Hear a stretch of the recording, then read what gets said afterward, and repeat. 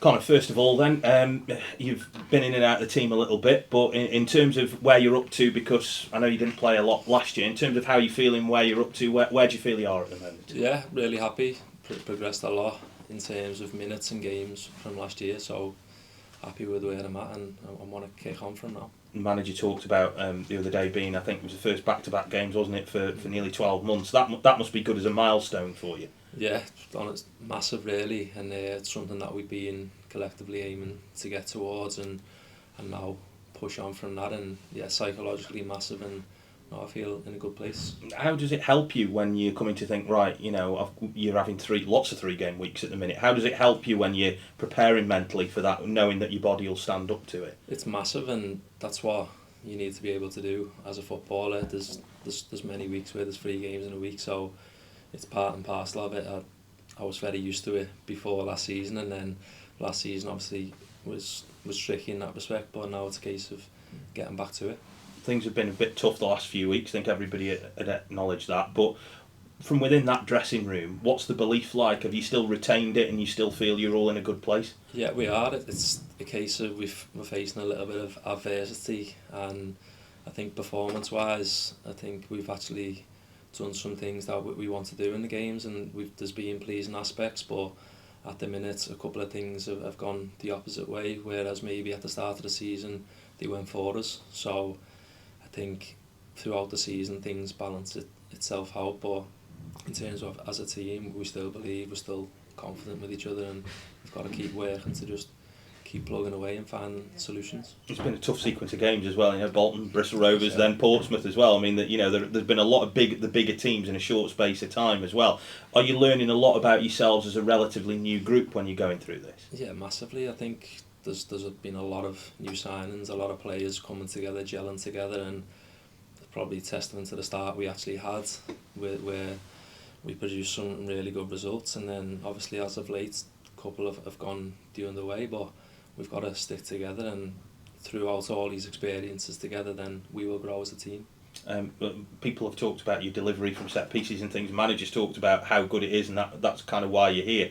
That's obviously something is that just a natural knack that you have when you come to strike a ball, or is it something even now you're continuing to work on? I think, to be honest, this season with the injuries last season, obviously I didn't get to practice a lot in terms of that, and then this season it's been a lot of building that confidence back in it, to be honest, and being able to practice on the training ground. I want to, as the season progresses, be able to practice a lot more, but as I said, at the minute it's been a case of making sure my body's being able to withstand the 90s and building up. But yeah, I've always took set pieces, I've always liked to put crosses in, so some have been good, some have been bad, but hopefully there's more good ones to come. We won't talk about the bad ones. Yeah. But with that in mind then, obviously it's something that managers made a very conscious decision with you and Ethan Chislett and one or two others who were all capable of striking the dead ball.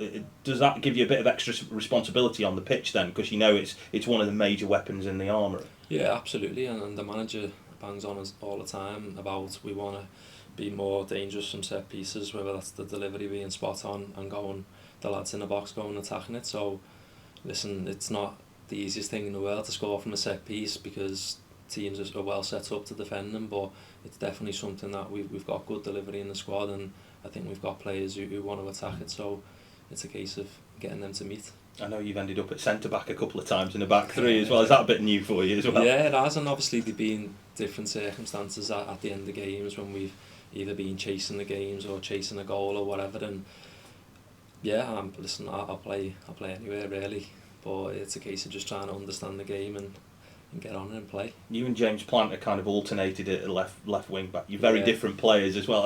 Has he come to you, or have you chatted with him at all about that role and how he can improve and passed on a bit of your experience? I think a little bit, but Plant he's done really well, and he's, for a young player, he's played with such maturity and he's done excellent, and I think I'll try and give him snippets, but he's got his own strengths that are superb as well, so I think he's done really well, and he's just got to continue doing what he's doing, and with games and experience he will improve naturally. And one last thing, obviously Saturday's a big one, expecting a big atmosphere as well. You've got to thrive on that as a group of players, haven't you? You've got to relish going there against an unbeaten team on their own patch and trying to take something from them. Yeah, massively. It's a great place to play. Played there quite a few times, and it's a brilliant place to play football. And you're right, the atmosphere, they do get behind them, but also we've got to try and use that to our advantage to try and quieten them down and give us something to cheer about and maybe help them turn on their players.